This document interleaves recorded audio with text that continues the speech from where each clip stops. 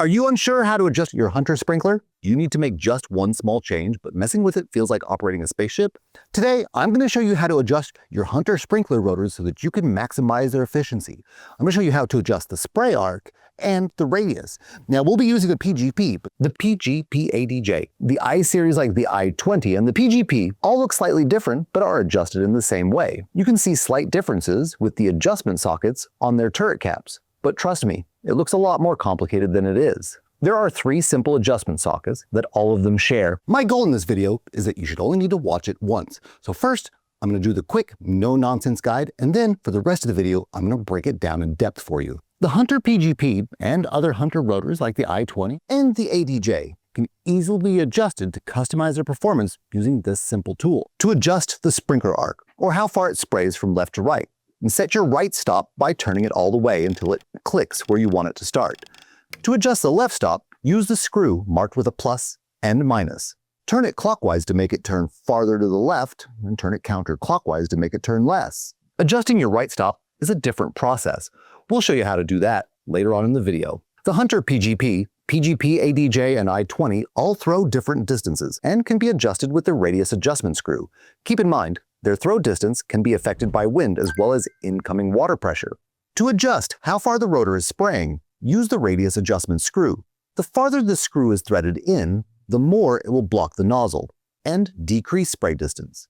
Unthreading the screw will oppositely increase throw distance. There are some quirks to rotor heads that will be useful for you to know, so you can avoid kneeling down in the hot sun, getting all wet and ultimately frustrated because something unexpected occurred. I'm going to share some tips, some tricks, and some important mistakes to avoid so that you have everything you need to know. Let's look at all the main parts of a rotor so we can see how it works. All right, with the head pulled up, you can see all the parts of the sprinkler. So this part that's usually buried in the ground, that's the body or the case. Coming up from that, we have the stem, also often called the riser. Above that is the turret, that's the part that actually moves back and forth while it's running. And finally, right at the very end, we've got the nozzle, which is what sprays the water.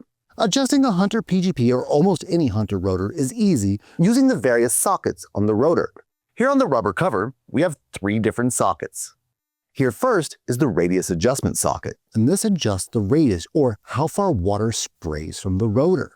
You'll also notice that it's an arrow, and this shows you where water is going to come out during its entire operation. Basically, the nozzle is right below that arrow. Just behind it here, we have the pull-up socket, and this is where you can pull up the rotor's turret in case you need to work on it, maintain it, or change out or add a nozzle. And finally here we have the arc adjustment socket. This is where you adjust the spray arc, or basically how far it moves to the left and right during operation. Lastly, if you see a slot right about here, that means you have a Hunter I-20. This rotor has an on-off valve that can be very handy for adjusting your sprinklers without having to turn off the water, and for changing nozzles without having to pull up the heads. If you don't have a Hunter rotor tool, you can't use a flathead screwdriver for Hunter rotors. However, a 3/32 inch or 2.5 millimeter Allen wrench will definitely do the trick. Be cautious with the Allen wrench, as over-tightening the screw will cause the screw to fall out. Don't worry. It can be threaded right back in from where it fell out. We recommend that you use an adjustment tool to avoid damage to your rotor, and I've placed links to my recommendations for rotor tools in the description. But if you're particularly handy, you may find an alternative to work in a pinch. Another tool you may find useful is an insertion collar. This holds up the stem of the rotor and makes working on it much easier. But you don't want to use channel locks, pliers, or wrenches to hold up the turret. It can scratch the turret, which over time is going to cause friction that wears against the seals, and eventually it's going to start leaking. And when the seals are leaking, it's not going to be able to hold pressure underneath the turret, so it might not pop up. And even if it does, it's going to be spraying water where you damage the seal.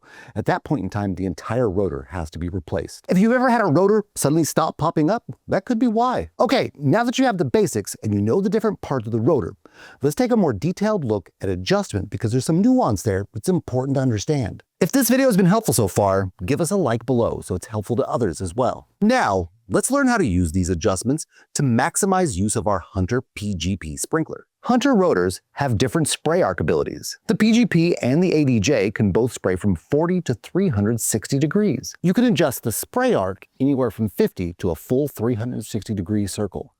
A full turn of the tool when you're adjusting the spray arc changes it by about 90 degrees, and the rotor comes set to 180 degrees factory preset.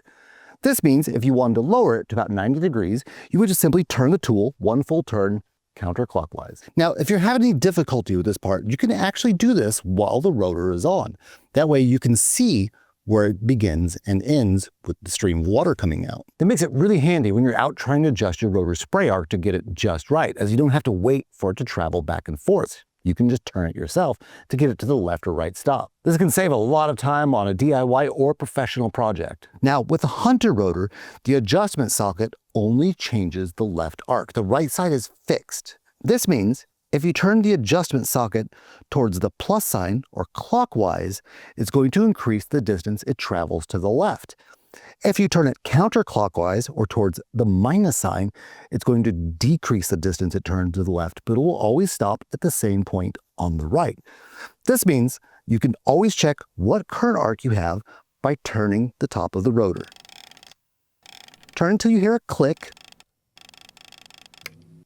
There's our right fixed stop. The rotor is always going to start there.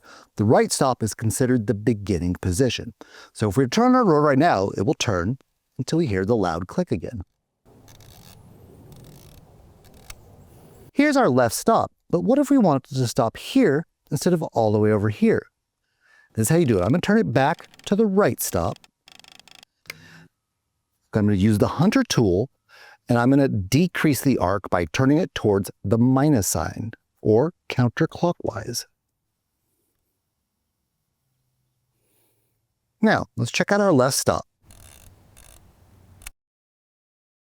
Now, what if I wanted to put it back to 180 degrees or even more? I'll use the tool and I'll turn it clockwise or towards the plus side to increase my arc. Let's get it almost a circle. There we go. Now we've got more than 180 degrees. And that's all you need to do to adjust your left stop. One trick you can use if you want to avoid adjustment while the sprinkler is running is to increase the arc, so the left stop is further left than what you're aiming for. Move the turret to the left stop. This way, the arrow displays where the left stop is currently set. Then reduce the arc and use the arrow as a guide. The arrow will turn as you reduce the arc. The arrow in this case signifies where the left stop is located, and you can just stop when the arrow hits the arc you were aiming for. Though it's best to try to make all the adjustments you can to the left, since the adjustment slot affects the left stop, sometimes you are going to have to do it to the right. When you do that, there's a couple methods to do so. First, we're going to turn it and find our right stop. Now, what if we want the right stop to be turned a few degrees clockwise? The simplest method is to simply tighten your rotor a little bit more by turning it like this. There you go. You can see we've got a couple more degrees to the right. Now, that's not always practical because you don't want to over-tighten your rotor. Sometimes you might have to dig it up and don't want to do so. The other method involves unthreading this cap, pulling the inside of the rotor out, and then simply aligning it where you'd like it to start and tightening the cap back up. Pull the unit up until you can rotate it. You notice at first, you can't rotate it. Get up where it can turn, put the right stop where you'd like it, put the turret back into the housing, and tighten back up the cap. And that's it. You have just adjusted the right stop without risking over-tightening or under-tightening your rotor on the riser. After this happens, keep in mind, because you rotated the whole thing, your left stop might not be where it was, but you can use the adjustment socket to fix that once you've got the right stop exactly where you want it. Now, let's take a closer look at radius adjustment. This is the radius adjustment socket. This is where you can adjust the radius, or how far water sprays out from the rotor. This screw also is what holds in the nozzle. So the very first time you use this rotor and you insert the nozzle, you'll be using that to secure it. If you don't secure your nozzle, it's just going to come flying out the first time you turn on your rotor. If your rotor is spraying too far, hitting a sidewalk or something like that, you can shorten the radius by turning it to the right, righty-tighty or clockwise. You can see the screw begin to enter over the nozzle where it will block some of the spray and shorten the radius. When you're adjusting the radius with the radius adjustment screw, keep in mind that if you're using an Allen wrench instead of the tool, that if you turn it too far, about 5 full turns, you'll thread it all the way through and it will fall out of the rotor. Now, if that happens, don't worry, just find the screw and thread it back in from where it fell out. Instead, you could use the Hunter adjustment tool. It has a depth that's set to not to allow you to thread it in too far. If your rotor isn't spraying far enough and is leaving brown patches of grass down at the bottom of your yard, you turn it to the left or counterclockwise for lefty-loosey. This will increase the radius of your rotor, but don't go too far. Now you do have to make sure that your nozzle is secured in place. In most cases, the radius adjustment will be easiest to do when the rotor is running, so you can physically see the effects of your adjustments. If you want to learn how to change out the nozzle on your rotor, check out this video we made on how to do that in the top right or the description below.